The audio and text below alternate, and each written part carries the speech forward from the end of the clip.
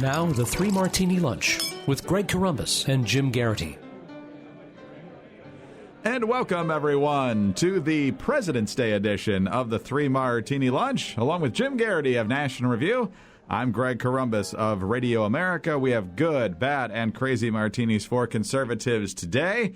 Jim, we start with the good, and it was just last week that we talked about Donald Trump's first major press conference of the presidency. A little bit different than the way they've gone in the past, but one of the big lines, of course, that came away from it was Trump clashing with the media and saying, look, the American people deserve an honest media, and the American people just don't trust you anymore. Hard to put it any more succinctly than that. Hugh Hewitt, the national radio talk show host, ran with the issue on an interview, I believe, Friday with John Dickerson of CBS News. He's also the host of Face the Nation.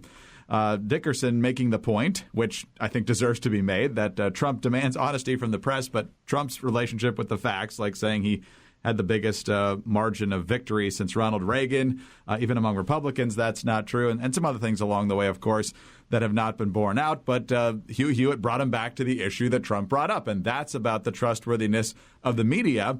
And I think to the surprise of some people, Jim, John Dickerson did not shy away from the fact that the media has done itself a great bit of harm lately. Yes, it's true, and it's not because of anything obviously Donald Trump did. The press did all that good work ruining its reputation on its own, and we can have a long conversation about what created that. Part of it, though, is what you mentioned about the local weather report, which is to say a lot of hysterical coverage about every little last thing that doesn't warrant it.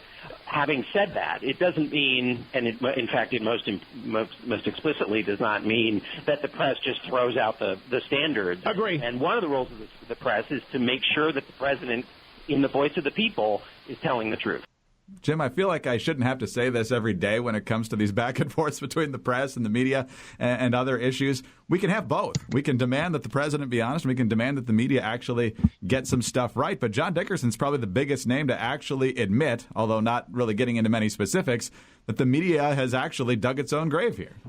The easiest thing to do when you have flaws is to deflect and point to the other side's flaws and say, well, don't spend any more time talking about the times I've gotten the facts wrong and been inaccurate. Look at those guys and look at how bad they are. And this applies both to the Trump administration and to the media covering it. Now, Greg, as long as I've been in conservatism, the arguments against the quote-unquote mainstream media have been a big part of us. And I think we've reached a very interesting split in how conservatives see the media. I always thought the point of this argument, our criticism, our complaints about when it was unfair, when it was biased, when it was inaccurate, when it gave a skewed or inaccurate view of the world, we wanted to do a better job.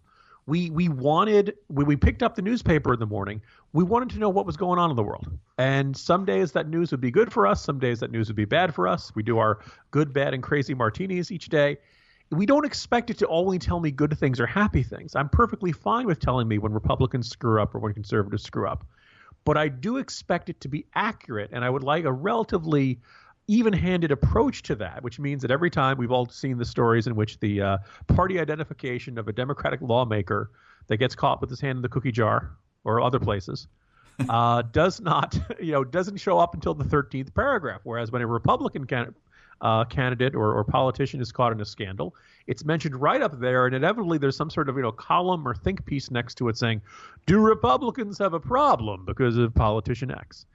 Someone else had put out the very astute observation that anytime you see the headline, Republican lawmaker says X, and X is something terribly controversial or racist or offensive or something like that, the reason it's you saying Republican lawmaker is because you've never heard of this person. Right? Marco Rubio says something controversial. The headline will say Rubio says something controversial.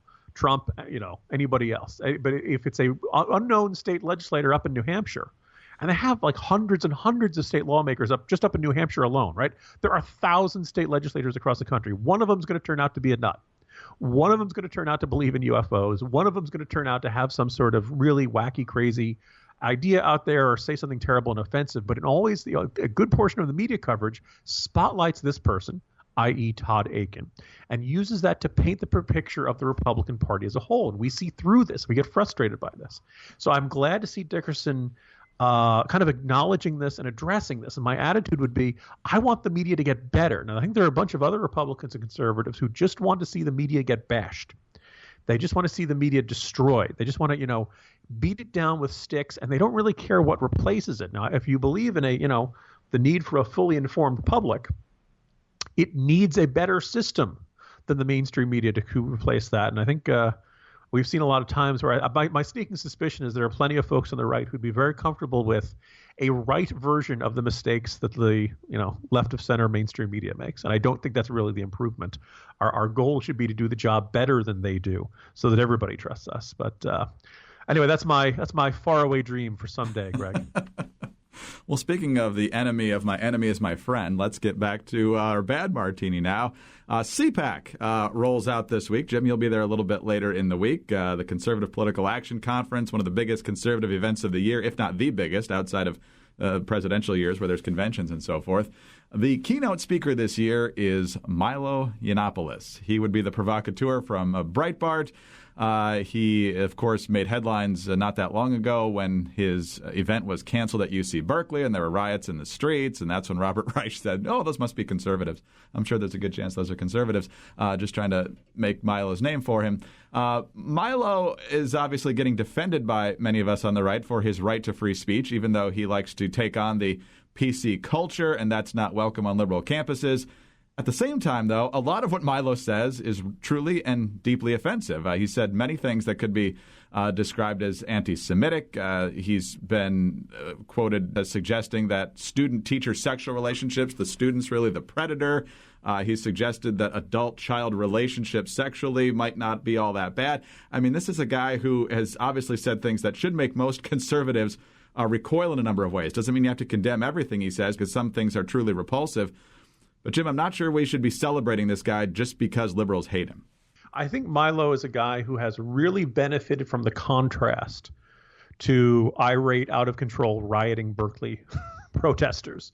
Given a choice between that, we on the right are going to gravitate towards Milo and say, wait a second, he has a right to be heard. He has a right to speak his mind. He's been invited by the college Republicans at that school. And every other place he gets protested, he gets shouted down.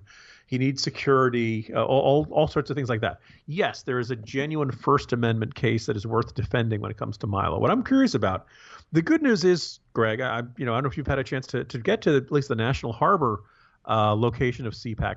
They're pretty good about keeping the wackos out.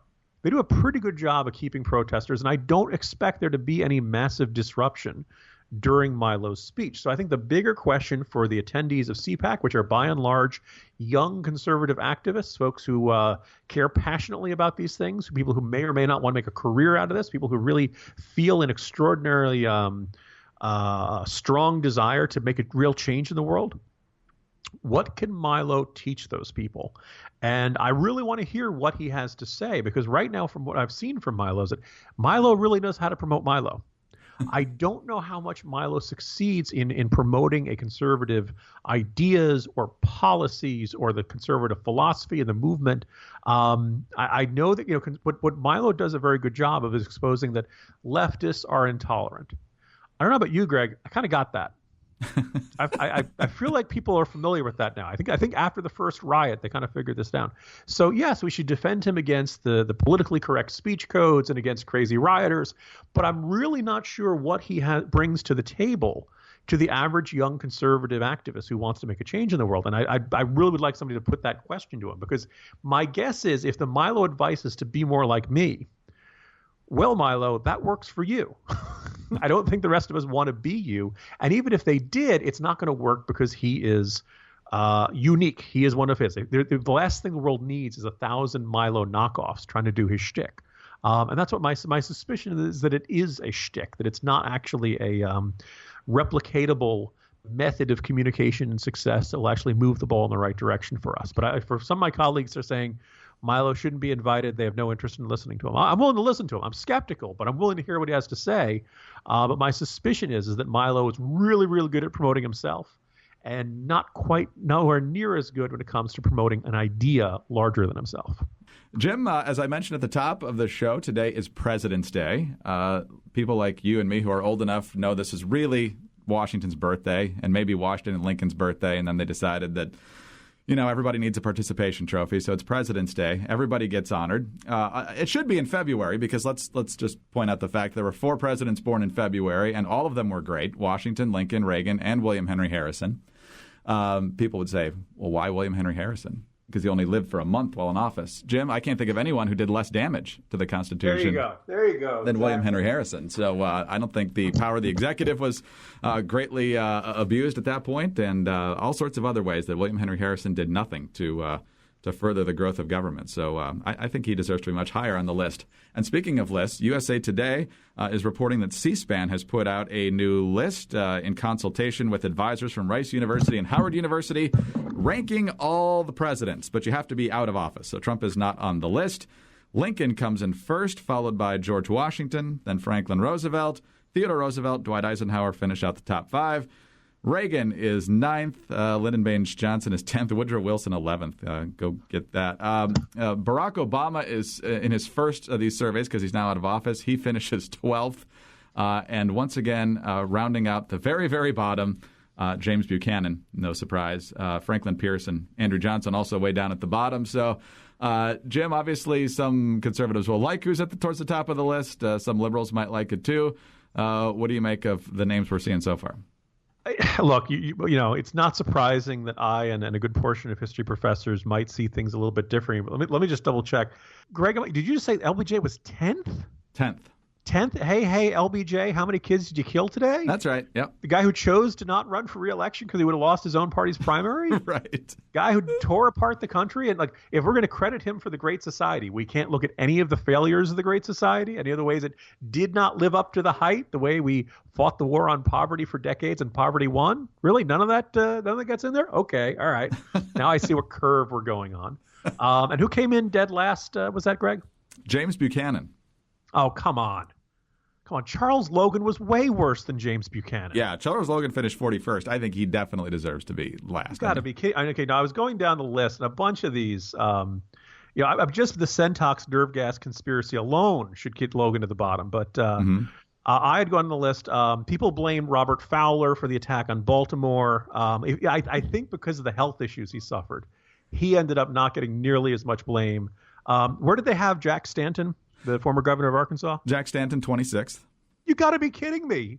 Okay, I know they never proved it, but the rumor was he had slept with a friend's underage daughter and all that kind of stuff. I know everyone loves his wife and all that stuff. Let me guess. President Bartlett was 12, 13? He was actually 7th, yeah. You got to be. Okay, well, not surprising. Undoubtedly, the media loved him the entire time. They said his speechwriters were great. The only thing that President Bartlett had going for him was that all of the Republicans during those years acted as if some liberal was writing the lines for them.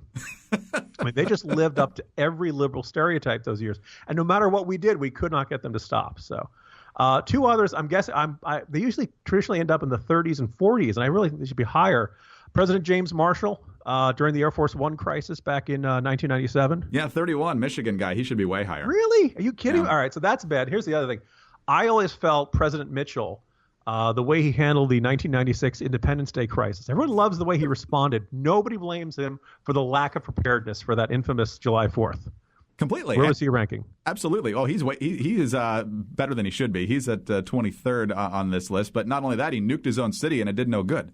Yes, you'd think at the very. I'm guessing they didn't ask a lot of Houston historians for their views on that. So, anyway, let's tell everyone to go refer to C-SPAN, and they can find all of these totally real presidents and rank them themselves. Yes, David Palmer should be higher too. He was at 17th, and forget the syntax. Authorizing the murder of a former president should get Logan the bottom slot too. I mean, that was there you go. Exactly not a good stretch. Hopefully most of you have at least a clue of what we're talking about here in the last half of this third Martini.